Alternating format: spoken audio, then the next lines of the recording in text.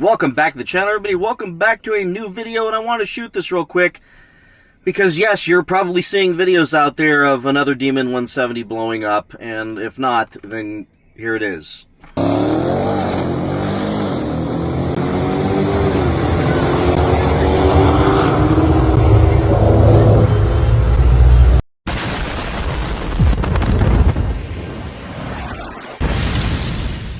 And in this story, I don't know the background behind this whole thing. I don't know if that car was stock or messed with, so I am not looking, I'm just to make this real clear, I am not looking to spread negative rumors about the 170 engines.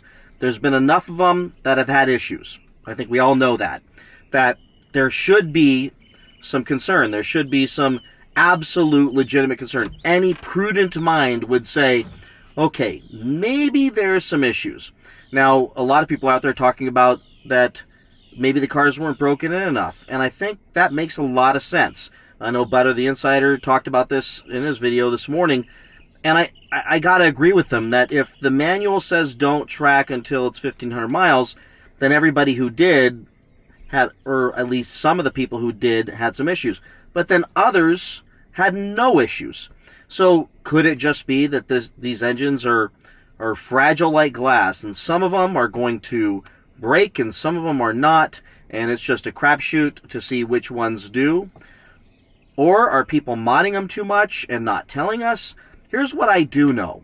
I know that enough have blown to at least raise an eyebrow for us to think, okay, is there a problem? But I don't believe that enough have blown for a full-blown stigmatism to be stuck on, for a full-blown stigma to be put on the Demon 170 yet.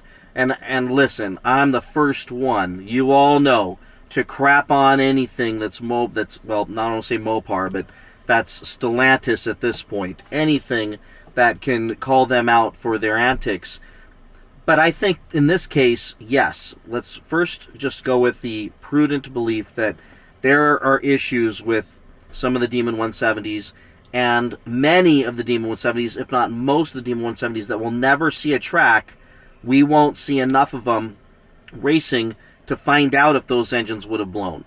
So that is where part of the problem is there's so many speculators, so many collectors, and so many flippers that there's too many of these cars that won't ever see a track, will never see 1,500 miles, or at least not for a very long time. And that has to raise an eyebrow to anyone who either owns one or is contemplating or considering buying one, especially at a very inflated price, which there are still some out there where dealers and even flippers are asking well over $200,000 for them. Now, I don't see them getting those prices. I mean, if they can find a ding-a-ling that just absolutely doesn't do his research, then I get it. They might get that money. But I literally just had a subscriber a few days ago, and I will follow up on the story, who got offered from a dealership a Demon 170 at MSRP. Now, it's a highly spec'd sunroof car, and I know that just still blows my mind. Anybody would have paid that money for that sunroof. So it's a high MSRP, like over $130,000. But the dealer said they'd sell it to him for that. He asked me if he should buy it, and I said, hell yeah, why not? I mean, at that price, I don't think you can lose, because if you go in the Demon 170 forums and groups on Facebook, these guys are so, I mean, they'll buy, some of these guys are like, they own 3 or 4 of them. Hell, if you want to just turn the car around in an hour to one of these guys, they'll give you 150, 160, hell, 175 for them. So you could still get the money, because there's still enough of these people that are semi-delusional thinking these cars are worth $200,000. But are they? And I'll tell you right now, I don't think they are. I never have thought they were. Yes, there are people that buy them. Yes, I get the auction prices have fees included that significantly increase the actual purchase price, but the reality of it is the seller didn't net those prices, so to a seller, that price wasn't available. And if it was available, that seller would have put it somewhere else and avoided all those fees. But Brad, maybe they didn't know. Maybe they thought they can get it at an auction. Listen, people are sucking down cocktails at an auction, getting sold a dream that this car is one of the rarest, blah, blah, blah, blah, blah, in a fast-talking environment. And if they can't get those big prices, let's just all at least come to earth with me and agree that I still believe these cars, regardless of what everybody else believes and how angry they are at Dodge, are worth about 150 grand. I mean, I think that's fair. Maybe 160. I mean, if they've got the carbon wheels, then somebody may pay a little bit more. But the reality of it is I'm going to say that these cars are going to land in that 150, 160 range at the most with low miles. But this issue with engines blowing, I got to tell you, if I'm a buyer, if I'm thinking about spending that kind of money, this is on the top of my mind. As a person who doesn't like wasting money, I'm going to be concerned about dropping even the 135 on the car. But as long as it has a warranty, I feel okay.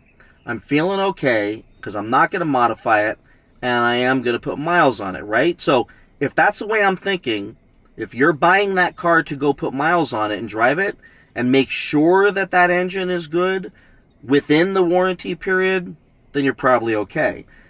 But the concern I'd also have, which is a real one, is the stigma. The stigma that could end up being put on that car. And if too many more of these things blow, too many of these stories hit, then there will be a permanent stigma appended to these cars. And at that point, every one of these things are going to take a hit on value. And I don't think there's any way around that, because people are going to say, listen, if you're going to sell me your 200-mile car a year from now where 1/3 of the warranty is exhausted and I don't plan on driving it a whole hell of a lot, there's probably some fear there that they're going to end up with a blown engine when they do drive it, let's say 2.5 years later, and blow through the 3-year warranty. So as time goes on, there's a lot of belief amongst these demon owners in the groups that once the oversupply of flipper cars all settle and sell and go away, and the dust settles with the dealers and all those cars get sold, that their cars are going to rebound back to value. I would just say that I don't see that happening with the engines blowing, because there is a stigma on them right now, but it's minor. And it's something that could pass.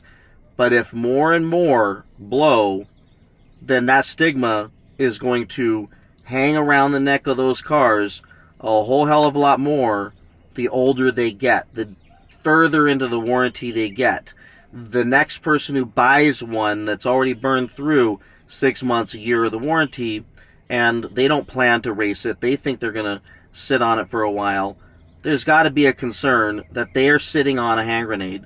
They're sitting on something that's going to blow on the next buyer, and they're going to have an issue with that buyer. So I believe these cars are doomed for a bigger dump in value if there's more engines that blow. Right now, I think there's not enough of them to completely stigmatize these cars, but boy, is it close. I mean, it's starting to make a lot of headlines out there, and more of these videos are going out there.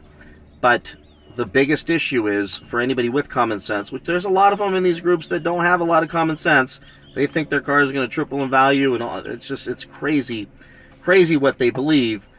But they got to deal with the facts and the reality that every time an engine blows, the next buyer who's looking to buy one of these things are going to think, maybe I should buy something else with my 200 grand. Or as long as I can get it for 125, 130, I'll take the risk. If I'm buying it to drive it and put miles on it while it's under warranty, probably less worried. How about the cars that have blown motors and now have a new motor that they want to sell their car? It should affect value. It should affect value. I remember my original Hummer H1, there was the first or second generation of those diesels that were having a lot of issues, and I actually had an engine blow on mine. Those to this day, you could still get them for 50 grand.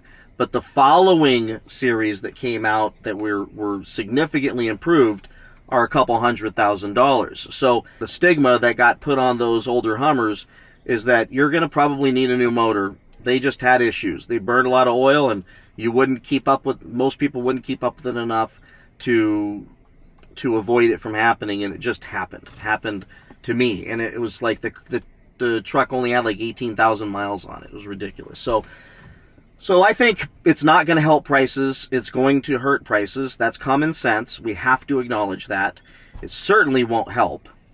Cars that have blown motors, those are going to be at least a little bit concerning for the person who buys it, because it's already a replaced motor car. My friend has a Lamborghini right now that he had to replace the motor, and he put a better motor in, a higher horsepower motor in his Lamborghini, and there's no way I wanted anything to do with it, because once you start taking things out and putting them back together, I worry that other issues could come up. And I think a lot of people feel that way. So for that reason, I think you're going to see these cars softening in value. I still think they're going to sit around that, $150 range, which that might only be $10,000 or $15,000 over the highest spec cars, and maybe $25,000 over the lower spec cars. But if they keep blowing, these things can rapidly find their way down to sticker, to original MSRP. And the longer warranties burn away, the higher the risk it is for the new buyer to end up with that thing when the music stops and that engine blows. Again, it may not happen, and there's a lot of people out there with them, but there's just not enough out there putting a lot of miles on them to know whether this is endemic of the car, or it's people are tuning their cars, or they're running them too hard, they're not breaking them in. Nobody really knows at this point. I think Butter's onto something, thinking that some of these people just aren't breaking them in enough, but I think we all would agree that the Red Eyes and the Hellcats and the Scat Packs like were driven hard. Like, I drove them hard right out of the dealership, and they weren't blowing up like crazy either. So I want to end with this, that one thing I want to commend Dodge for doing, and I'll say something good when something good happens, is so far what I've heard is they're standing by these cars. I haven't heard about a bunch of cars not being covered under warranty.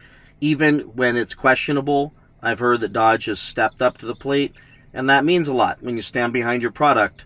And I'm guessing part of it is they don't need the press about these cars blowing up, but I don't care why they're doing it. They're doing it, and that's a $40,000, $50,000 expense, and I gotta applaud them for not sticking that on these people. So with that, everybody, please like, subscribe, comment. Let me know your thoughts on this. I think it's undeniable if you try to argue with me.